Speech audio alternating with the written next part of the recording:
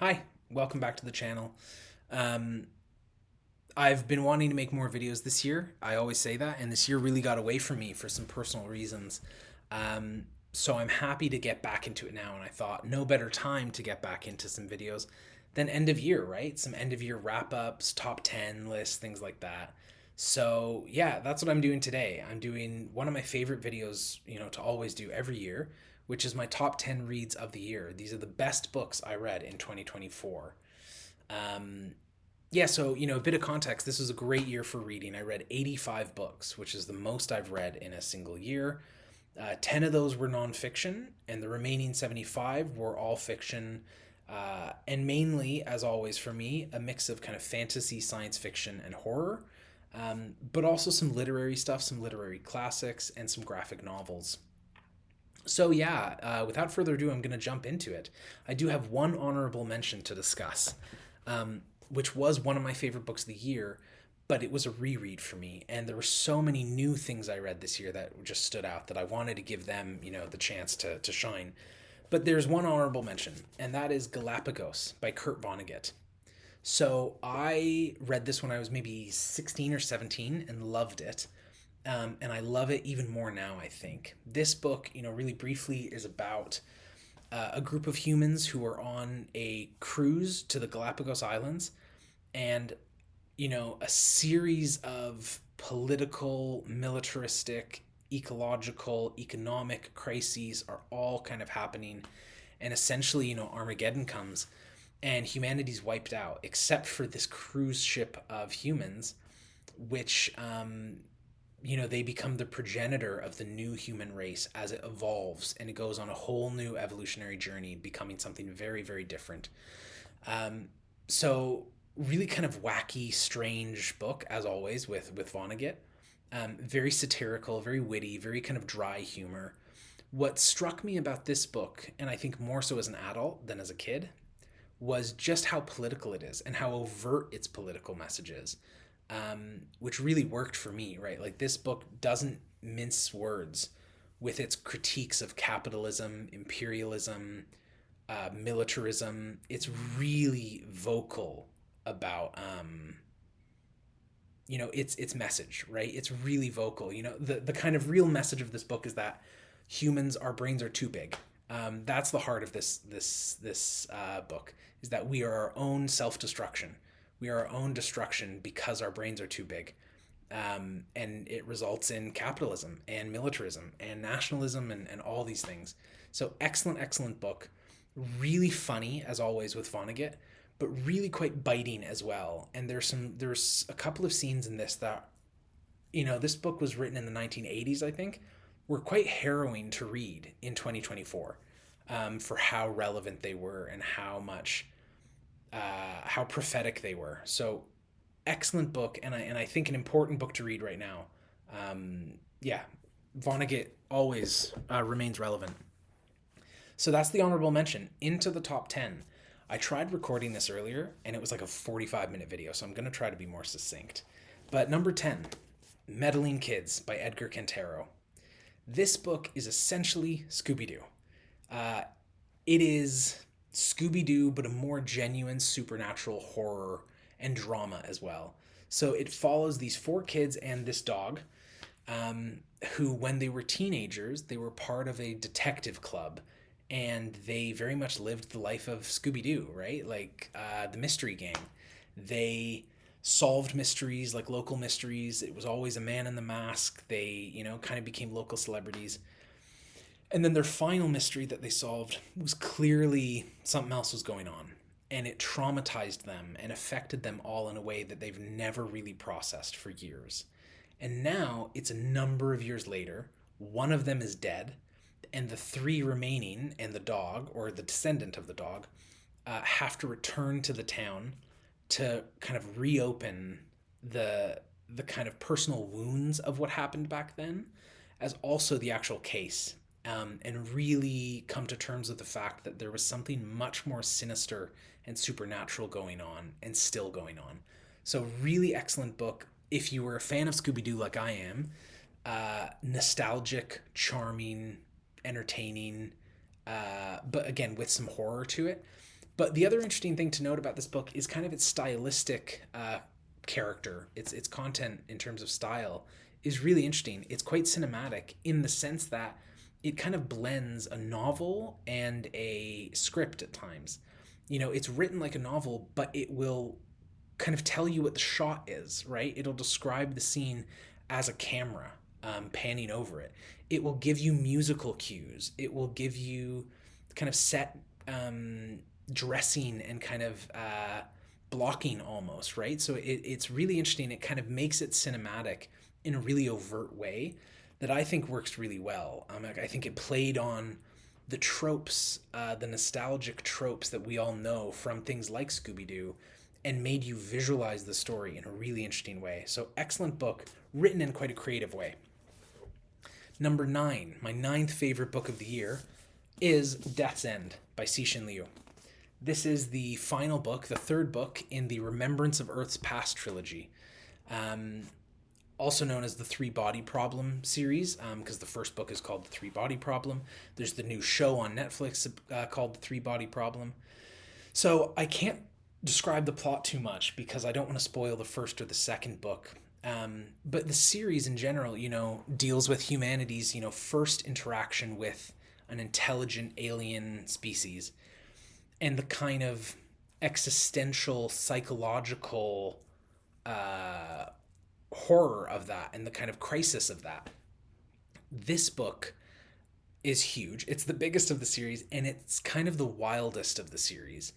It really, I think it's the trippiest and deals with some of the biggest, most complex ideas and really goes there. It goes for it in terms of creating a cosmic story, a cosmic scale.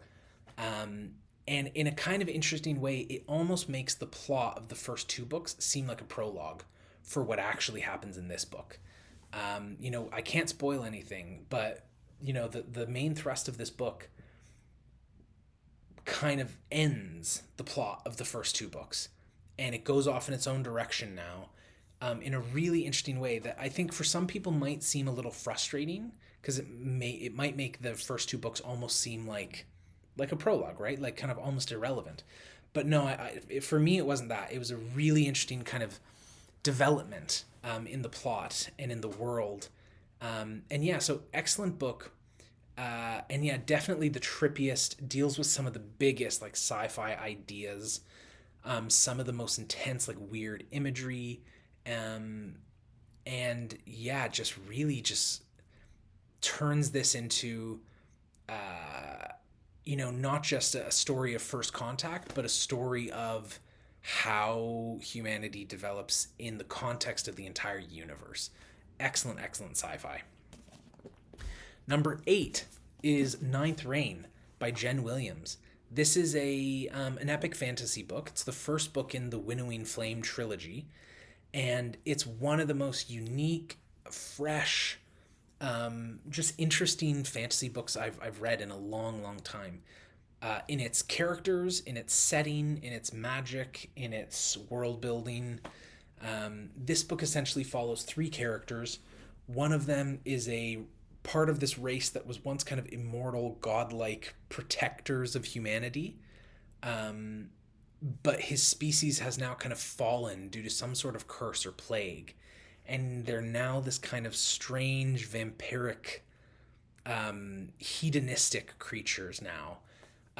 And he works as the bodyguard for this kind of human scholar, a very eccentric woman who's this, really kind of unorthodox scholar, almost Indiana Jones type character.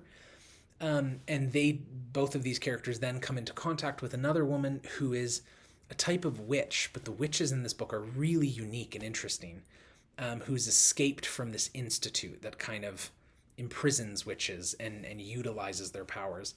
And it's these 3 people then dealing with this world that is very much in flux as this new cycle of kind of war from this parasitic, like worm-like people kind of looms. So even just describing it, really wild, weird fantasy. Like, it's difficult to describe, but excellent book. The setting was just, again, really unique. the world felt so lush and real and historied, some like storied. There was a real sense of history to it. Um, yeah, excellent book. Kind of, almost cosmic horror slash, dark fantasy stuff going on. Some Indiana Jones, like adventure stuff going on. Some interesting kind of thematic commentary about kind of feminism and kind of how we view witches in our world with how the kind of witches are in this book. Excellent fantasy. And the rest of the series is a priority for sure moving into 2025. Okay, number 7 is Children of Time by Adrian Tchaikovsky. This is the first book of a trilogy, followed by Children of Ruin and Children of Memory. This is hard SF, hard science fiction, and I would call it evolutionary sci-fi. I won't spoil too much, but essentially this book follows humanity as they have not found any life in the rest of, their search of the stars. So they've decided to start seeding life. So they create a nanovirus and they drop a bunch of monkeys onto a planet and they deliver this nanovirus, hoping that it will force the monkeys to evolve and kind of do the grunt work of terraforming and building a civilization, and then humanity will come back after being in stasis and have a civilization there. And long story short, a different type of creature gets the virus instead of the monkeys. Kind of a creepy crawly creature. And it just goes from there. And so this book, it's told in alternating chapters from the human's perspective as they kind of fall into desperation, as things go wrong in their kind of, interstellar search for life, as they try to get back to this planet that they believe is now seeded with life very similar to them. And then the other chapters are from the perspective of this type of creature that actually received the virus, and shows how this creature evolves, how their society evolves. They create new hierarchies, new religious institutions, how they develop technologically, and really builds to an amazing contact and confrontation then between the humans and these creatures. Excellent book. The main critique it gets is that the chapters from this creature's perspective is much more interesting than the humans.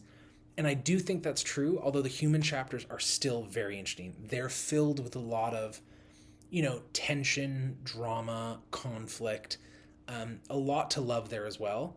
But it's just the creatures chapters are so unique and interesting and show Tchaikovsky's just, excellence in world building that you really want to get to those. Excellent book. Number 6 is The Stepford Wives by Ira Levin. This is a short book. It's kind of a mix of a lot of stuff. It's kind of a literary classic, kind of a feminist literary classic. It's a bit of a horror, a bit of a mystery, a bit of a thriller, and a little bit of a science fiction.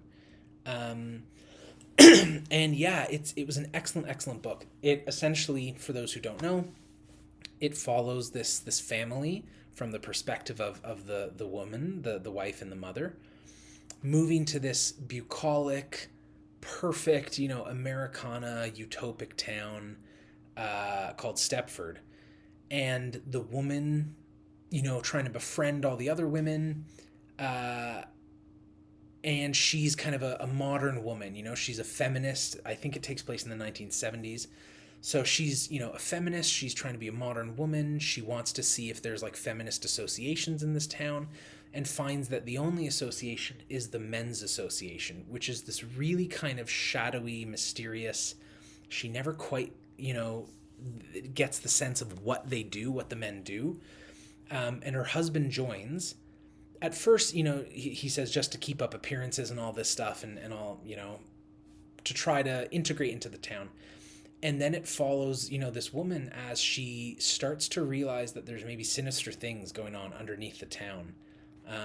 I feel like this is like, almost like David Lynch's Blue Velvet or something, that it really shows the kind of the discomfort and the horror and the tension underneath suburban, um, visages of perfection, So, anyway, yeah, excellent book.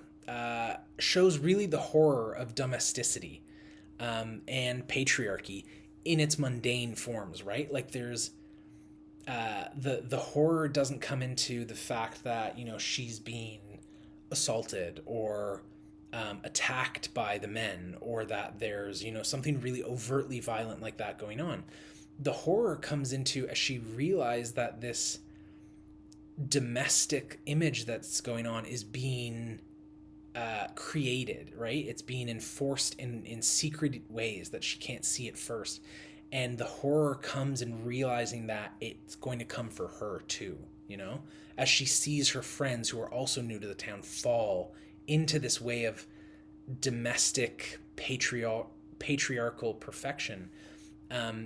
It really shows the kind of tension, the fear and the horror of gaslighting and of having your life centered around men and centered around your spouse. Really interesting book, and a really great snapshot, I think, of feminist discussions at that time, but again, really quite relevant. And if you've seen movies like Don't Worry, Darling, they're very much kind of speaking to this book, right? So excellent book and very, very relevant still to this day. Okay, number 5 is another kind of horror, and this was a real surprise for me, but it was marvelous. This is The Haar by David Sodergren. This is Scottish folk horror, and it essentially follows this old woman, she's in her 80s, called Muriel, who lives in a small coastal village in Scotland. And the village is now being bought up by these aggressive American land developers. I think for some sort of private resort or a golf course or something. I forget the details. And it's starting to work, right? So people are essentially taking the buyouts and starting to leave. And Muriel refuses to leave because this town, I think it's called Witch Haven. Yeah, Witch Haven. This is where, she grew up. This is where she met her husband. This is where she raised her kids. This is where her husband died, most importantly. So her life is rooted in this town. And she's in her final years and just dealing with this grief of, all of these things of her life are gone. And now this town is going to be taken from her. So there's a real kind of grief and stubbornness to her, though. And I think as a character, she's so great to read because there's this real heartening stubbornness to her. And anyway, so in the Haar one day, and the Haar is a Scottish word which means the kind of sea fog. It's the thick fog that comes in off the sea. She finds some sort of strange creature and befriends this creature, and next thing you know, the land developers kind of become more and more violent in their interactions with her, but this creature becomes more and more violent in its protection of her. And yeah, I won't spoil any of the plot past that, but excellent body horror in this, if you're into that. Excellent body horror in this. Really striking, bizarre, violent imagery. Kind of uncomfortable at times. There's specifically one or two scenes that I think, I'm not a huge body horror person anyway, but I can appreciate it at times. There's a couple of scenes in this that get a bit uncomfortable, right? They're really quite graphic in some strange ways. So if you are interested, I would maybe look up some trigger warnings first. But what really struck me about this book is, yes, there's the horror, yes, there's the violence, there's all that stuff. It's very creative, it's very striking. But really, this book is an emotional and very tender book about Muriel's relationship with this creature and the ways in which that allows her to kind of relive parts of her life and get closure on parts of her life, get closure with her husband, get closure with, almost like a past version of herself that she feels she's been disconnected from, right? There's a real heart to this story centered around her relationship with this creature. That was just so surprisingly tender for such a kind of violent book as well. So yeah, bizarre book, one of the strangest books I've read, but just undeniably tender and sweet almost, and kind of, it's a bittersweetness that this book really, leans into, about dealing with grief, dealing with loss, dealing with lost love, and having a chance in your final years, in your final days, to actually engage with those and come to terms with them, and kind of get closure on some of those. So excellent book with also great horror. If you want a straight up horror, it's got it, but a real emotional heart to it. Okay, and number fourth best book, is Tress of the Emerald Sea by Brandon Sanderson. This is part of Sanderson's Cosmere, so it's part of his interconnected, world or universe of fantasy novels. And specifically, this is one of his secret projects. So it's one of 4 additional books he wrote secretly during the height of the COVID pandemic. And so if you're new to Sanderson, this is an excellent starting place because it is a standalone. There are definitely a lot of connections between this book and some of his other books, but they're almost more like Easter eggs. They're really fun to guess on, and to kind of try to find and try to map things together for those who have read, but you don't need to understand that stuff to enjoy the story, right? They are more kind of Easter eggs. So what is it about? This book is really inspired by The Princess Bride, which is one of my favorite movies. And it's about a young woman named Tress who lives on this world where it's very much an ocean world, but the oceans aren't made out of water. They're made out of these spores that come from these 12 different moons. And each spore is a different color and kind of interacts with the world and interacts with water differently. So she lives on the Emerald Sea. So the sea is made up of these green spores. And this boy that she falls in love with essentially is kidnapped and held hostage by this evil kind of sorceress. And Tress, who's never had an adventure in her life, decides that this is her chance to really go and have an adventure and save this boy that she's fallen in love with. And so, yeah, it's a very fabular, sweet, almost fairy tale, sweet fantasy story about love, about adventure, about, risking it all for the one you love. Classic fantasy feel, even though it comes with all of Brandon Sanderson's excellent magic systems, excellent world building, and for those who have read his other stuff, a really, unique connection to other stories. Just an amazing book. It was one of the most fun books and one of the most well-crafted books I've ever read, As I read more and more, as I also write more and more, I feel like I'm getting better at really appreciating how well a story is constructed. And every chapter of this book just felt perfectly placed. Every plot beat relied on the one before, and every reveal was so well done, and just everything. So amazing adventure with a lot of heart, with a lot of humor, a lot of tenderness. Very classic fantasy feel, but with very modern magic systems and a very unique setting. So really, really recommend this book, especially if you're new to Sanderson. This is a great place to start. Okay, top 3 here, right? Yes, top 3. Number 3, third best book of the year for me, was The Fisherman by John Langan. So this is another horror. It's a very literary horror, I would say. And similar to the horror, I think what I liked most about this was the real emotional heart at the center of this. So this book is about this man who, his wife dies right after they get married from cancer. And he spends years kind of dealing with this and coming to terms with this. And then when one of his colleagues at work also loses his wife to a car crash, he feels that he can kind of maybe be the one to help him, right? Because he's had something of a similar experience. And so they do. They befriend each other and they bond specifically over fishing. And they decide to go on a fishing trip to a very specific and kind of mysterious place, drenched in this kind of shadowy history. Um, and on their way, they stop at a diner. And when they say where they're going, the diner owner is very alarmed and tells them the history of this fishing spot. And this is where the book becomes a bit more unique in its structure, and why some people critique it a little bit is that probably half of this book, if not more, is then that story within the story. It is the diner owner telling them this story. And that story is where a lot of the actual horror is. The first part of the book is really just like a tragedy. It's about grief. It's about coming to terms with grief, and then it's about trying to build relationships after grief. And then the story within the story is about this Lovecraftian, you know,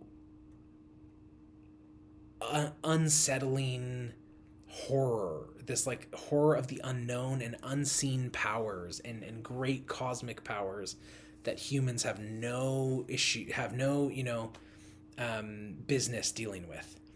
And then it kind of comes together at the end back in the present, and how it relates to this place, and how these characters are interacting with that story. So excellent book that I won't spoil too much more than that, but really the book is about how these two men are dealing with grief, and how specifically one of them is still in the phase of grief where he will do anything to try to change the past and anything to try to get his loved one back, and how that can drive humans to end up creating more trauma and grief, and the kind of unseen forces that prey on grief. So yeah, I mean, really sad book. It reminded me a lot of Pet Sematary by Stephen King, which is probably my favorite Stephen King book, largely because its horror is just about grief, right? Like it's really that book and this book. It's horror that examines, human struggles with loss, which I think is just something that everyone can relate to varying degrees. And so it makes it feel that much more relatable, more grounded, and more kind of visceral for you, right? So excellent book. Top two here. Number two is A River Enchanted by Rebecca Ross. I think I was primed to like this book when I read it, because this book is very much inspired by Scottish folklore and takes place on an island called Cadence, which is very much, it's very clearly a stand-in for the Isle of Skye in Scotland.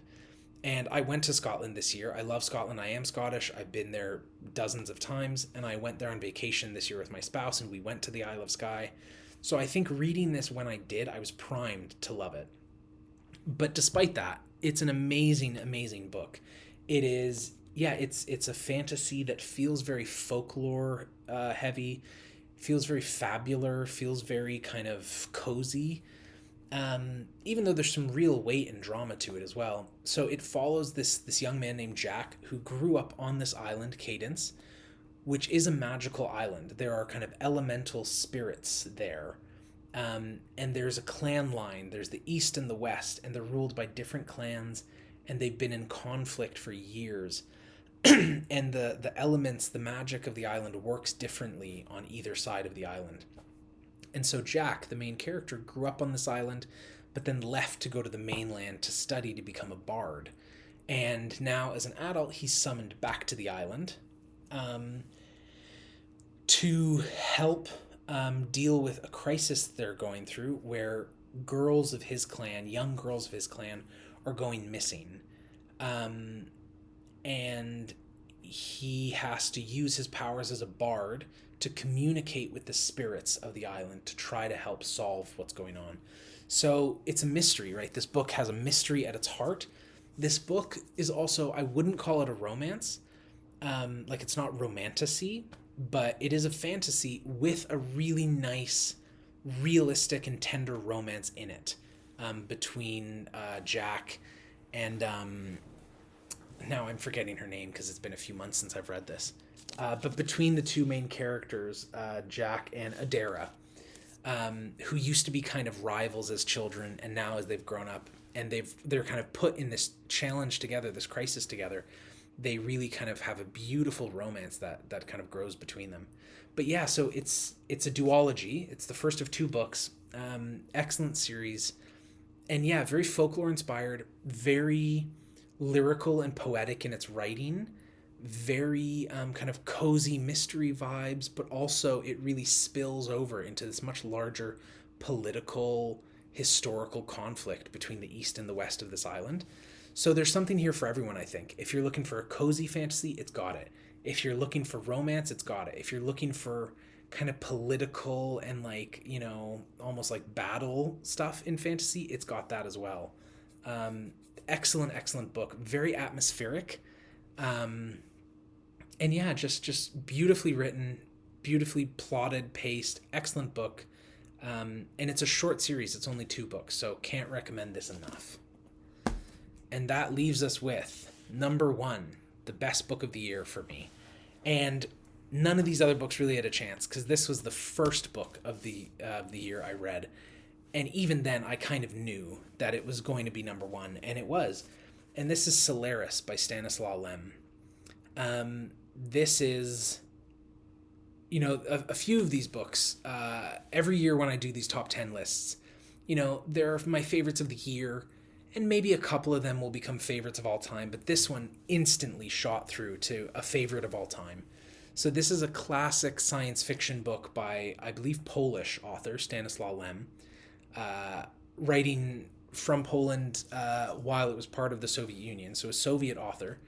And this book is really unique. It's kind of a hard science fiction, but it's also kind of a ghost story and almost like a horror at times. Like it reads like a horror. It reads like a ghost story. It reads like a haunting. And it essentially follows this character who's sent to inspect this space station, or this research station that is studying this planet called Solaris that humanity has been obsessed with for decades. And there's an entire field of scientific study now dedicated to studying this planet. And the reason this planet's so interesting is that because it is covered by a kind of thick gelatinous ocean that we've discovered seems to be a single living organism. And it seems to be sentient, although communication with it is just impossible.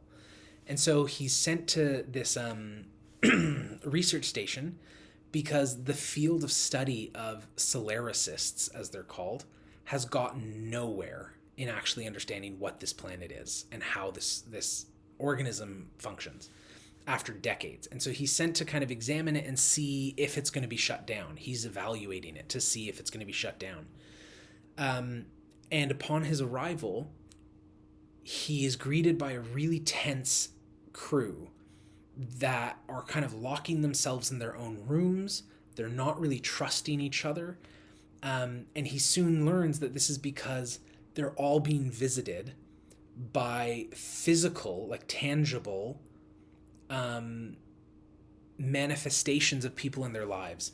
And he is then greeted by a physical manifestation of his dead wife, who he then converses with the whole time, right? And she's a character in the book. And they kind of come to realize that this is some sort of communication with the planet, that it can manifest people from your lives. And so, yeah, it reads as a really tragic ghost story in space with this ominous kind of planet in the background that no one understands.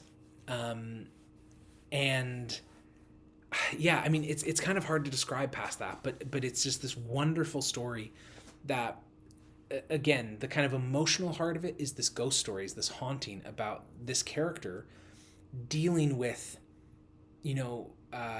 his dead wife being there and kind of talking with her and kind of trying to, like, almost like falling for it, right? Falling for what his life could be again, even though it's not, really possible. And then the science fiction part, the real hard sci-fi part of it, has to do with the futility of academic pursuit of things that are so alien to us, right? A lot of this book is comprised of scientific textbook passages of, you know, the history of the study of this planet, and all show just that how when dealing with something truly alien, you know, our lines of reasoning, our critical thinking, our scientific method just fails us every time, time and time again. And the kind of emotional difficulty with dealing with that. So just a remarkable book, and quite short. Like the amount that it does in such a short page count is just amazing. It's a scary book, it's a tragic book, it's a sci-fi. It's just a brilliant piece of science fiction. And I won't read it or spoil it, but it's got the best last paragraph of anything I've ever read. It's just it's I'm speechless with this book. Frankly, this quickly shot to not just best of the year, but one of the best I've ever read. So Solaris by Stanislaw Lem, best book of 2024, and that's it. That's my top 10. Thank you for joining and watching. I'm going to try to do some more wrap-up videos, right? Best series, best sci-fi books, best fantasy books, now that I've read a lot over the past, 5-6 years. So yeah, stay tuned. Hopefully we'll do more soon. And thanks for watching the top 10 best books of 2024.